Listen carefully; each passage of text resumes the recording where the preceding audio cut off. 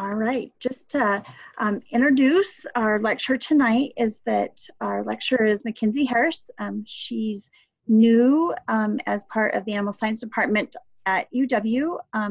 She's an assistant lecturer and I'm gonna let Mackenzie maybe cover the classes that she is teaching so that I don't get them wrong because I know that they've all shifted a little bit. But so she's new, she's gonna be our new contact within the Animal Science Department for Animal Science 1009, so you guys are probably going to get the opportunity to meet her, maybe interact with her some more, and so we're super excited to have her as part of this team and happy that she's supporting this process and supporting this class as far as you guys being able to get college credit. So with that, Mackenzie, I'm going to let you add to that.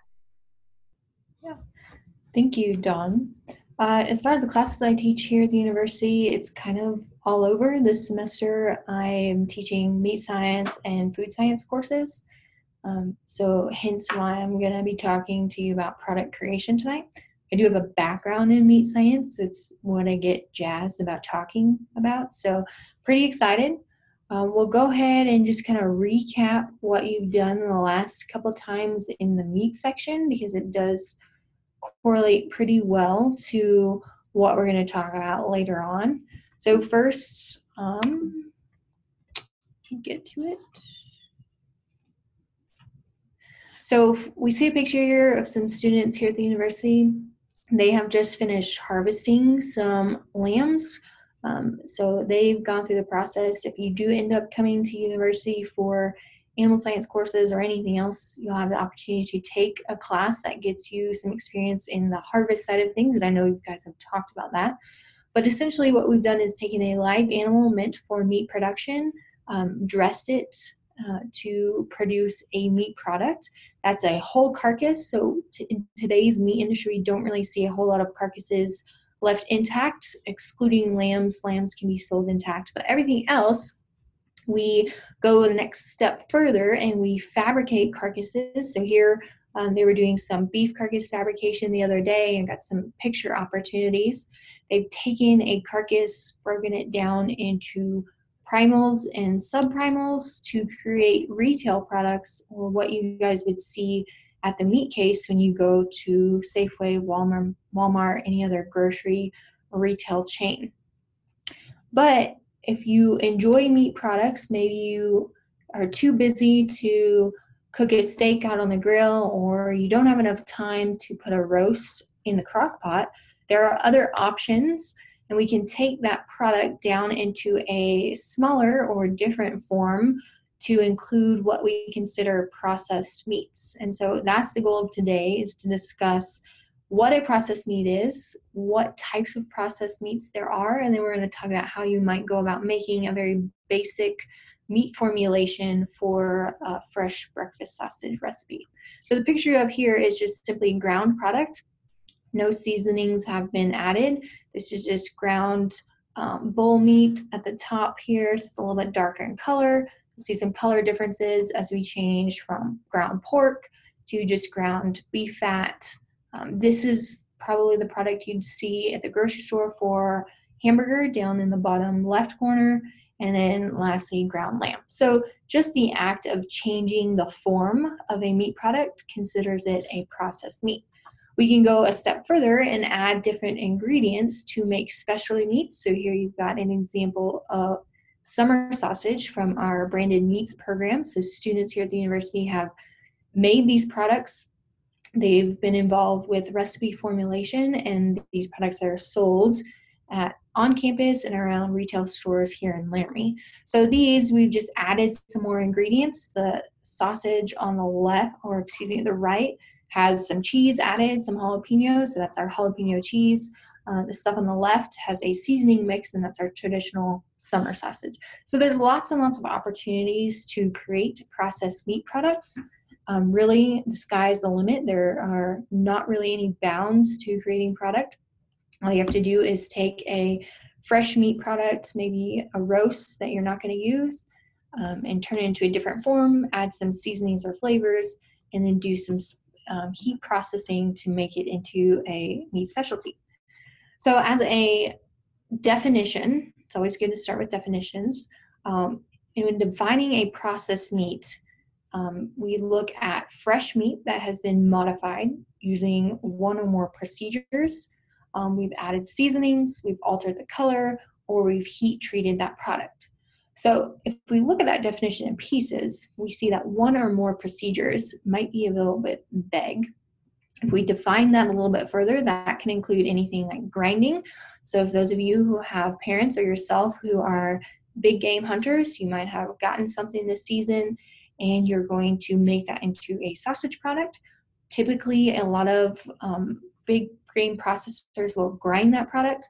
You can also chop the product, so just change the texture, consistency, a little bit coarser of a grind. So that would be a procedure that would consider a meat product that is ground. So there's a few reasons why we would even consider processing a meat. First and foremost, we can utilize product more efficiently. So look here, we've got an example of a beef carcass. I am definitely more of a beef person, so you'll see me use a lot of these examples. But remember from a couple of lectures ago that Dr. Means talked about how similar beef carcasses are to pork carcasses, which are to lamb carcasses. Anatomy doesn't really change, so just bear with me. I'm using this as just one example. When we think of product utilization, on the left there we've got some black boxes encompassing the subprimals of the flank, the top, and the neck portion. Those are two areas on the beef carcass that are typically not used for steaks or roasts. We do get one steak off of the flank region that's pretty popular in fajitas, but beyond that, there's just a lot more fat, not as much lean in that flank portion, or on the flip side, we've got some lean in the neck, not a whole lot of fat, and we're not going to make those in the steaks and roasts, so we have to do something with that product. We don't want to throw it away because we're going to lose money as a meat processor, so we can utilize the flank and the neck to make ground products, sausage products, whatever that may be in terms of processed meats. The next regions we got are the shank regions, the foreshank and the hind shank. These two have quite a bit more connective tissue in there, so creating steaks or roasts out of these products would probably negatively affect a consumer's perception of a meat. So we can take those cuts and grind them, kind of break up the connective tissue via mechanical action and contribute or produce a really high quality processed meat. Then lastly, on the right, we've got some green boxes covering the round and the chuck portions. Those primals should sound familiar to you if you're in Dr. Means' lecture. Those we can get steaks and roasts out of. It's very common, but there's quite a bit more seam fat in the round and the chuck than what we would see in the loin and the rib or the middle meats. So utilization of these products allows us to get correct composition of meat, lean to fat ratios that are really, really valuable in processed meat products. So rather than throwing things away or not utilizing them, we can take pieces of the carcass, combine them, make them in a different form, and create a processed meat. Secondly, we process meat products in order to preserve them in terms of quality.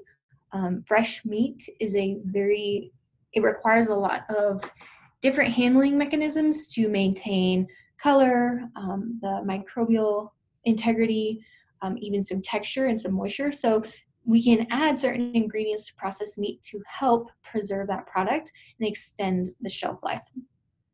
Next, we're going to talk about convenience. So here's a picture of a snack stick that we have produced here at the University Meat Lab, and we sell it as a branded meat product. This adds a lot of convenience to people's protein consumption because students can go to the vending machines, purchase this for $1 or $2, I'm not sure the amount right now, and then on their way to class, they can open up and eat a protein product for a light snack, or some students treat it as their lunch. So there's a lot of convenience in reforming meats into links that are manageable on the go. Next, we have to consider appearance when selecting for or utilizing meat products. Appearance is the #1 reason consumers choose not to consume protein. Typically in a fresh retail case, a bright red steak is much more appealing than a dark brown steak. Well, we can change the appearance of meat products, particularly processed meat products, by adding a certain compound that will develop a desirable color, and typically that's considered a pink color. We're going to talk about that, the more science of that here in a little bit. If we think about the palatability of meats, really when we add seasonings is when we get unique flavor profiles of specialty meats. So for me, my favorite is a breakfast sausage that has salt, pepper, garlic, and sage. Very simple seasoning ingredient list, but adds a lot of unique flavors, particularly that sage component. And so that processed meat is desirable for me, whereas it may be that take out the sage and one of you likes it a little bit better. Lastly, if we think about, or second to last, we think about variety. Here is a pile of meat that probably came from various parts of the carcass. We're going to create a lot of variety in this because we can grind it for ground beef, making hamburger patties. We can add seasonings and make sausage. We can structure it in the form of jerky and dry it out for another convenience item. We can even make pepperoni or roast meat, so that the options are endless and people demand a certain amount of variety in the foods they eat. So a processed meat product can really cater to those demands. And then finally, probably the most important when we consider meat products, they are perishable. So we have to always keep in mind that bacteria is inherent to meat just through the dressing process. I'm sure Dr. Means has talked about that. And so when we process a meat and we add certain ingredients, we can extend the shelf life of that product. And by doing this, we prevent product deterioration, particularly via the mechanism of spoilage by microbial or microorganisms. So the major bacteria that we have to be concerned with in meat production are E. coli, Listeria, Salmonella, and Clostridium. So those I'm sure you've probably heard of if you are an informed consumer. Even if you're uninformed, those typically pop up quite a bit in the news. So any way that we as meat processors can affect or inhibit the growth of bacteria is always an advantage for us.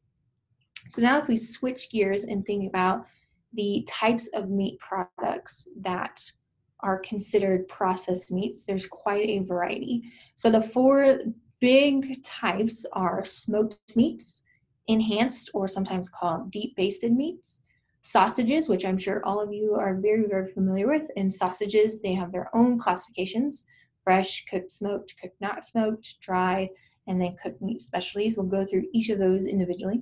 And then lastly, we're going to end with non-sausage processed meats. So you may know some meat products that fall into these categories. You may not know, and so hopefully at the end of the lecture, you'll have a better understanding of where do hot dogs fall under, because those are processed meats. Where does summer sausage fall into? And things like that. So to start with smoked meats, the definition of a smoked meat is a large, intact piece of meat that has been smoked. And so we have to define further what smoked is. If we smoke a meat product, that means we are exposing it to wood smoke at some point during the manufacture, typically as it relates to the cooking process. So smoking a meat does not actually cook it, doesn't bring the temperature up to a certain threshold to deem that meat product safe. But in commercial meat production, we correlate smoking with cooking. It's all kind of in one step. The main reason that we smoke a meat product is to develop a very distinct flavor and aroma. And we can do that by applying smoke in a couple of different ways. First is if we take wood chips, whatever variety of wood chips you want, oak, hickory, cherry wood, there's lots of different options that will kind of produce a certain different flavor or aroma. And we heat those and combust them to create smoke, and then we apply the smoke directly through a duct system, and typically it's a smokehouse type situation. So smoke is being directly added to the surface of that product. Secondly, we can apply what we call a liquid smoke.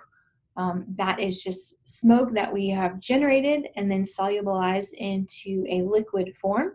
This we can either spray on the product while it's in the smokehouse, that's very common, or we can dip meat into a liquid smoke bath before it goes onto the cooking truck and into the smokehouse. We also tend to smoke products to help inhibit or kill bacterial growth on the surface of products. We only kill bacteria on the surface of these products when we apply smoke, because that smoke isn't able to infiltrate the entire product, so we have to use other antimicrobial mechanisms to ensure the safety of those foods. Smoked meats are typically usually cured, seasoned, and formed before they are cooked or smoked. And you'll see the word cured pop up here in the next few slides. We're going to define that a little bit later on, but that is a very traditional characteristic of what we call processed meat. Some examples of a smoked meat would be bacon, Canadian bacon, although it sounds like bacon, they're actually two very different products. Smoked turkeys that you might eat for Thanksgiving, and the kielbasa sausage that some of you might be familiar with. I've used kielbasa in a Cajun style gumbo, and it turns out pretty well. Next, we're going to talk about enhanced or deep basted meats. These are defined as marinated whole muscle products. So if we think about what marination is, that's just the submersion of a meat product in a liquid solution that contains some sort of ingredients. Those ingredients typically being salt, phosphates, some sort of flavoring, and maybe a tenderizing agent. A lot of meats that are marinated come from the round portion or the leg portion or the ham portion of a carcass. Those are typically tougher to eat than the ribs and the loins that we get steaks out of. So we add a tenderizing agent to help the consumer get a more desirable eating experience. Sometimes marination can come in the form of injection, so taking a needle injector and putting it into that muscle piece. That way the marination gets to the inside of the muscle and not just on the outside. One thing to know about deep basted meats is that they are not cured. So again, the cured word comes up. Hold on, we're going to define that here in a little bit, and then it'll help make more sense of what differentiates enhanced meats from smoked meats or sausages. Some examples of some enhanced meats would be an enhanced pork loin. Pork loins are very commonly enhanced, meaning we've added some salt and phosphate with a water solution.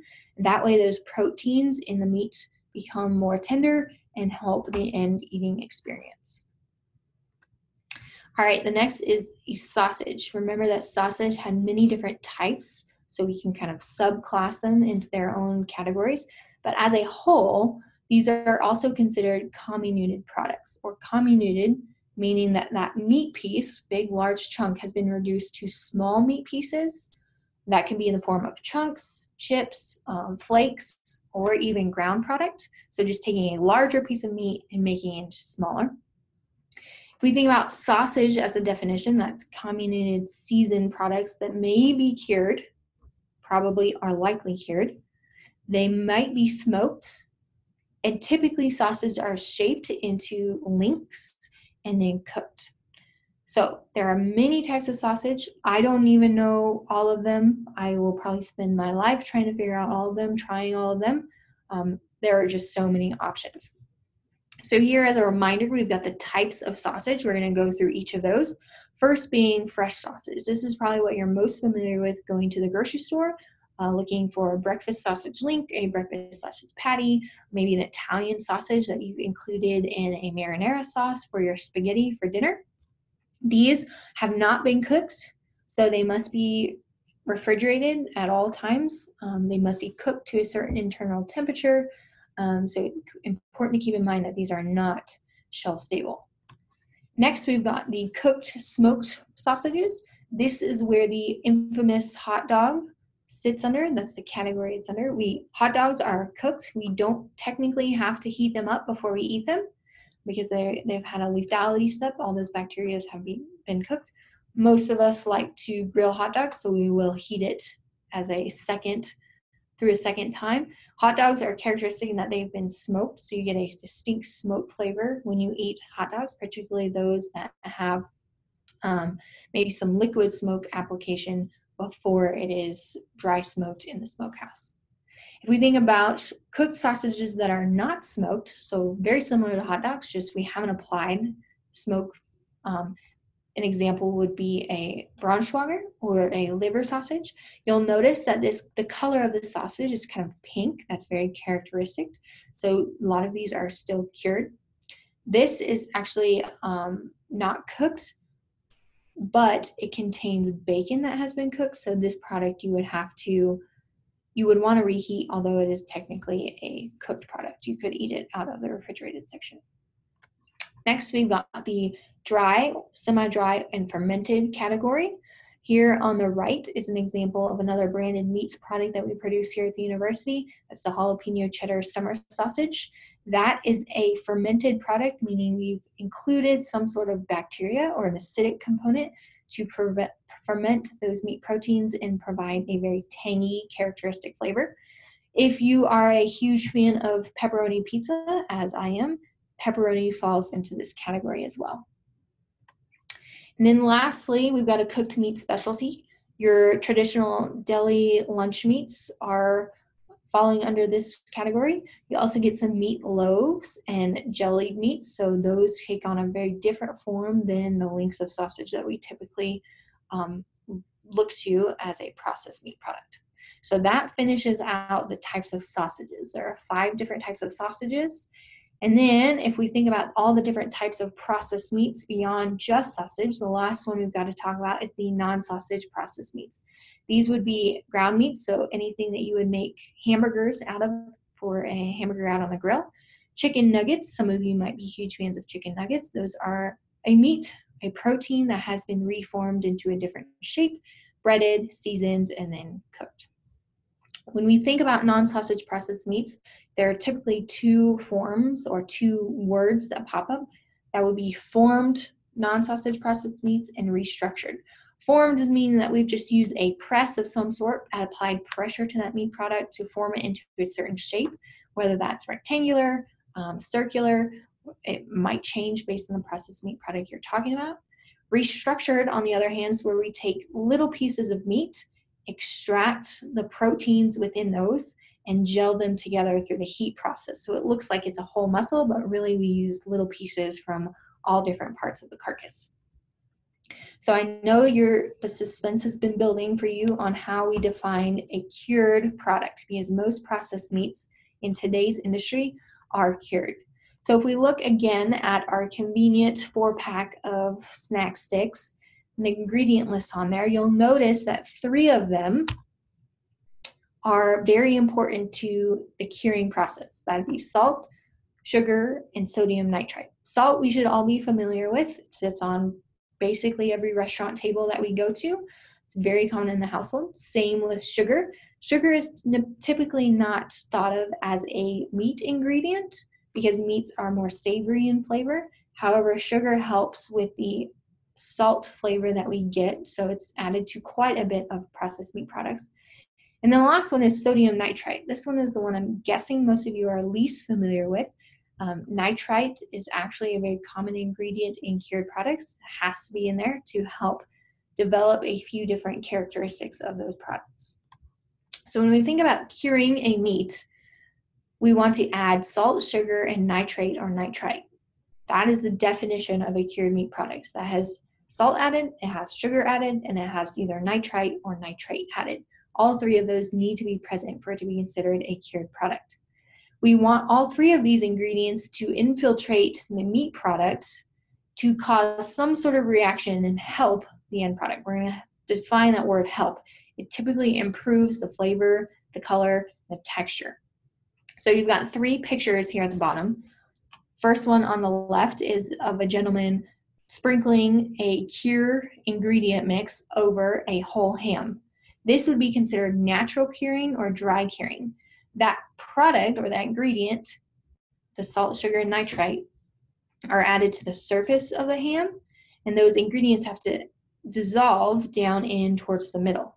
Dry curing takes a long time. You have to let it sit for a while, rotate that product, apply ingredients over and over. That way we can get to the very center of that product. Those we typically see on very specialty meats, typically higher priced as well. Now, to reduce the cost of curing and reduce the time for curing, it is very common for the industry today to do what we call injection curing or stitch pumping. So you'll see many different needles going down into that meat product that's labeled D on your diagram. Those needles are being pumped with a solution, what we call brine, and dispersing that brine throughout the entire product. That is a very rapid mechanism of applying cure ingredients. It does not take very long at all, and we can go on to the cook step very immediate after that. And then lastly, we've got what we call a cover pickle. It does not have pickle juice in it. Some might, but most do not.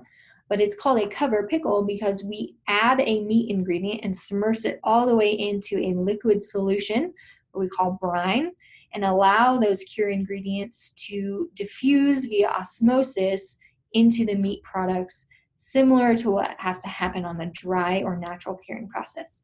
So natural curing takes the longest amount of time.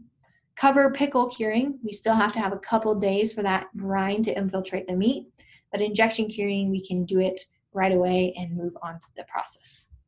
So if we talk about each of those ingredients individually, when it comes to curing a meat process or a meat product, be a processed meat, salt is the first and foremost ingredient. Traditionally, or historically actually, it was used as a complete preservative method, meaning high concentrations of salt were added to meat products in a barrel, left there for a while, and that high concentration of salt inhibited bacterial growth. So the shelf life of those meat products were extended quite a bit. Today, we don't use quite as high a concentration of salt, so it's not quite the preservative effect that we saw historically.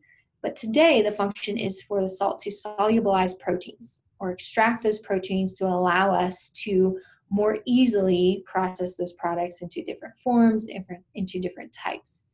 Salt also is a way to develop flavor. Savory flavor is contributed via salt, so our meat products have quite a bit of characteristic flavor due to this ingredient. If we think about the preservative action of salt, it's important to realize how it interacts with bacteria or microorganisms. First, salt reduces the water activity in meat. And what I mean by water activity is that any unbound water available for microbes, we bind it up by adding salt. So salt is positively and negatively charged. The sodium, or the Na portion, has a positive charge.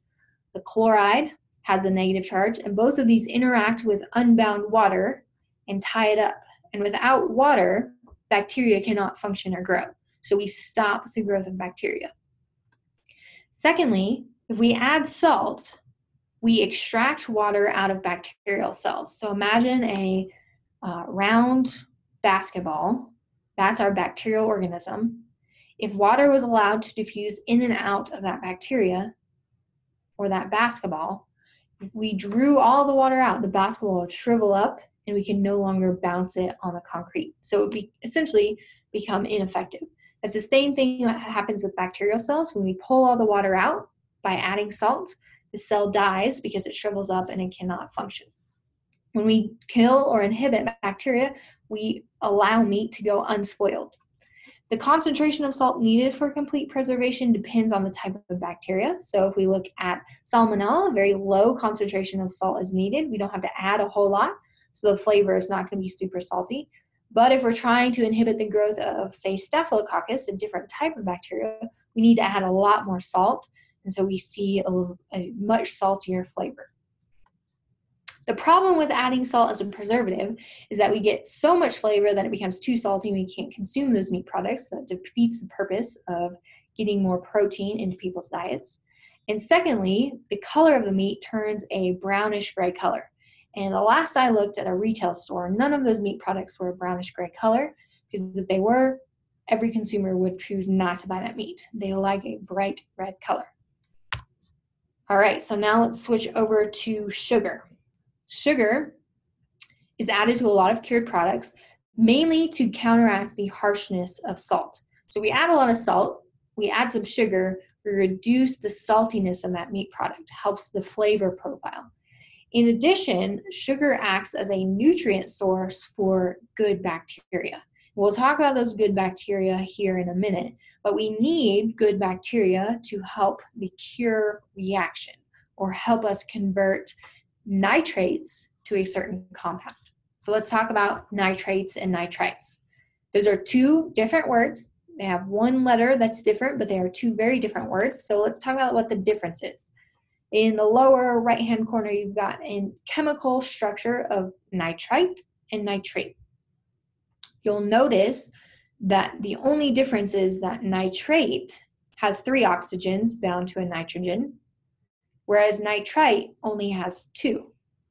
So nitrate is NO3, nitrite is NO2. It's important you don't confuse those because we're going to talk about the conversion from nitrate to nitrite. How do we actually remove one of those oxygens? Well, you remember that good bacteria I was talking about that was going to consume the sugar component and help grow. Those bacteria are added to some processed meat products or cured products in order to convert nitrates to nitrites, because really we need nitrites in the meat to affect color and flavor. So the types of bacteria that we typically use are the Micrococcus species. We do see some Streptococcus species, but typically it's Micrococcus. Fun fact, we do have bacteria in our mouth that convert nitrates that we consume into nitrites. And nitrites we're actually utilizing in our body. They're beneficial to our health to a certain threshold. All right, I'm going to skip over the conversion rate of nitrate to nitrite. You guys don't need to worry about that. Just know that we need NO2 nitrite for a cured meat product. So when we add nitrates or nitrites, there's distinct functions that we are looking for. First, we want to preserve the meaty flavor of a cured meat product.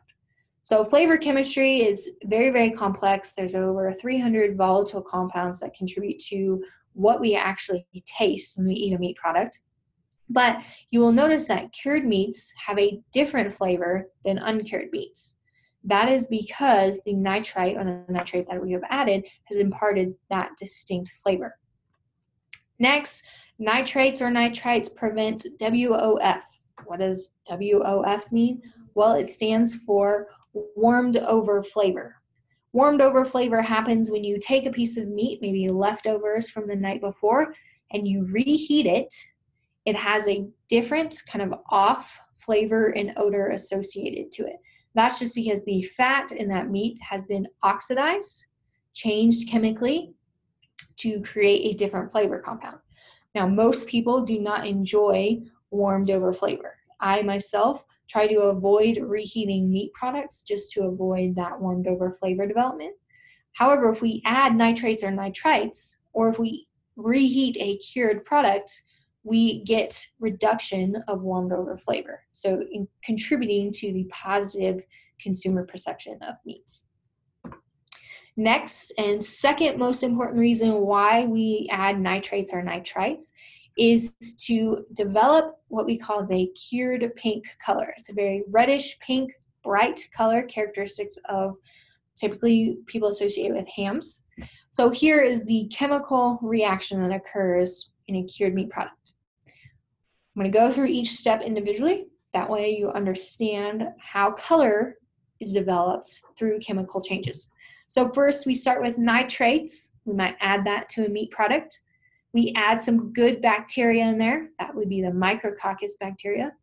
And those bacteria reduce nitrate to nitrite. So they take off, take off an oxygen molecule. Then that nitrite is converted to what we call nitric oxide. Nitric oxide, chemical formula is NO. So there's only one oxygen bound to the nitrogen. That nitric oxide binds to what we call hemoglobin or myoglobin in muscle.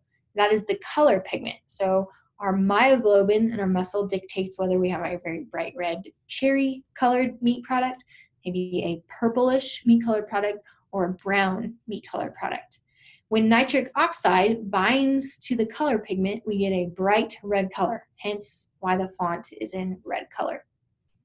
However, we typically heat processed meat products or cured products. So we put it in the oven, put it in the smokehouse, and the heat causes the nitric oxide to turn into what we call nitrosyl hemochromogen. And yes, that is a very long word, But the whole point of nitrosyl hemochromogen production is to change the color of that meat product. It changes to a cured pink color. So beyond color changing, that's the second most important attribute of a cured meat product. The first is inhibition of microbial growth. So the reason we add nitrates or nitrites is to ensure the safety of meat products. So we think about the bacteria that are inhibited by nitrites. It's particular to Clostridium botulinum. Clostridium botulinum causes the disease known as botulism, which is paralysis of your muscles. So if you get botulism, you will likely not be able to move. It might be a very characteristic of not the whole body not being able to move. Some cases it might be less severe and you might just see some facial paralysis. Either way, paralysis is not good. So we want to avoid Clostridium botulinum in our meat products. And the only way we know to do this is to add nitrites. We can also inhibit some other types of bacteria, Clostridium perfringens, which is in the same family as botulinum, and Listeria monocytogenes, which is a very common bacterial microorganism for cooked products. It can actually grow at refrigerated temperatures, which can be a problem. So there's lots of reason to add nitrites to our meat products in terms of food safety. That's the number one reason we add it. So that kind of wraps up the topic of curing. Know that it's a chemical reaction, be it changes in chemistry based on the heating process or things that we add to those processed meat products. And there are 4 different functions that we do that. And those would be the 4 there. So now when we go to make a processed meat product, it is very common to add seasoning. So this is just our seasoning rack here at the UW Meat Lab. You'll notice there are tons and tons of options. We've got a whole rack dedicated to seasoning. It might be salt, pepper, garlic powder, red pepper flakes, cumin, sage. We do add quite a bit of seasoning to processed meat products.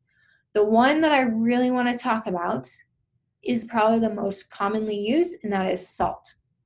We've talked about the preservative effect of salt. So it has very important implications for food safety.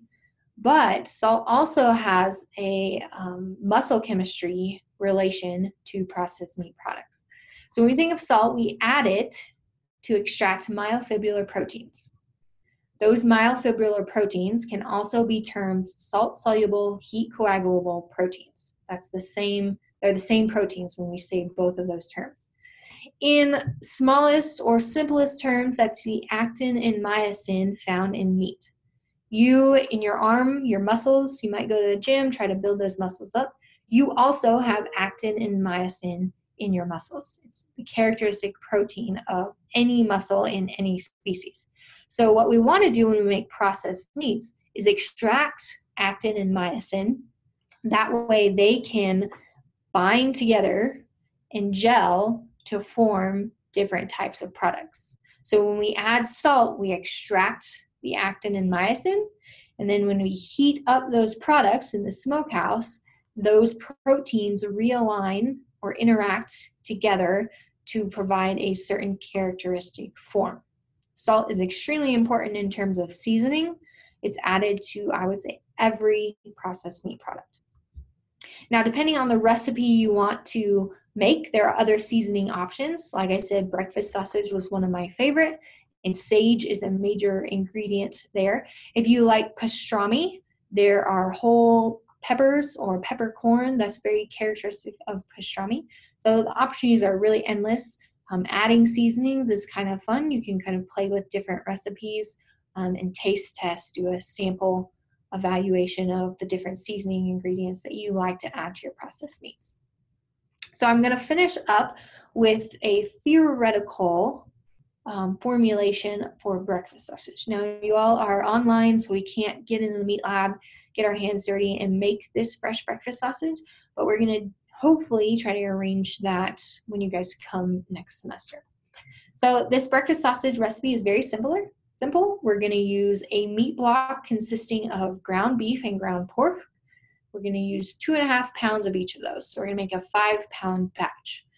We're also going to utilize some chilled water that will help us extract those proteins, but not heat the product too quickly so it starts to cook too soon. We want to wait for the cook step to happen in the smokehouse.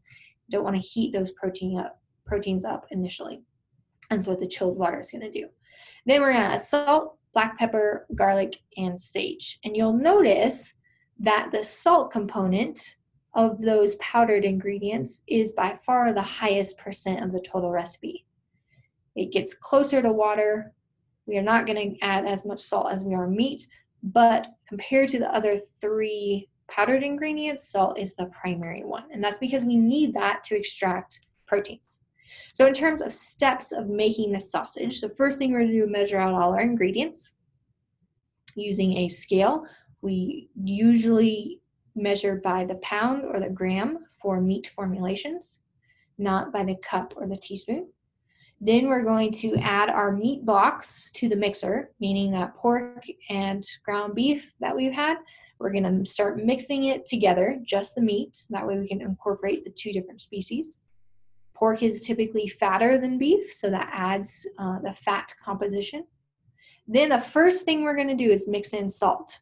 We're not going to combine all the ingredients, the powdered ingredients, put them all in together at once. We're going to add the salt first and continue to mix that meat product. The reason we add salt first is to extract those proteins, allow the chemistry to pull out actin and myosin before we add other ingredients. You'll notice that as you add salt and you keep mixing, you'll get a texture change. So I know it's probably not a good idea, but when I think of ground beef, what you would buy at the store, it almost looks brain-like. Has some waves in it. It's not very a smooth texture. When we add salt and start to mix it, we change the texture from brain-like to very smooth and consistent, almost like a paste, which is what we want when making sausage. Once we've extracted all those proteins via salt, we're going to add in the black pepper, the garlic, and the sage to add a flavor component. And then once that's all mixed in, we're going to stuff it into a natural casing. A natural casing is that of which is derived from the intestines of animals, the most common being pork. So we take the intestines, clean it out, sanitize it, make sure it's safe as a food component, and then we stuff our meat block into those intestines to get a link. So this would be something that you would see for a linked breakfast sausage. That natural casing is safe to eat. It's just essentially another protein component. There are different types of casings, some that you can eat, some that you cannot, and we can discuss those maybe if we do a processed meat lab when you get here in May. So with that, we've created a processed meat, fresh breakfast sausage. We've talked about the different types of processed meats. So the next time you go to the grocery store, you're picking out pepperoni for a homemade pepperoni pizza or hot dogs to put on the grill. You will know that those are processed meats and they are processed in certain types based on their ingredients added or the form they take. So do I have any questions? I guess, Morgan, you're the only one.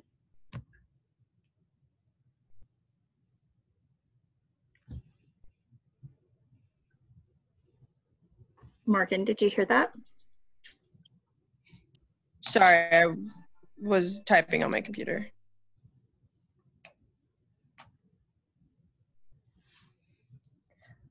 Morgan, have you ever made sausage products? Biscuits and gravy, does that count? Yeah, and that's a different form. Yeah, that counts. Was it good, biscuits and gravy? I haven't mastered that recipe yet. I love biscuits and gravy. It's amazing, and I love using our sausage that we get from our hogs. Yep. So utilizing meat products that you weren't able to make into chops or roasts or hams. It's a good option.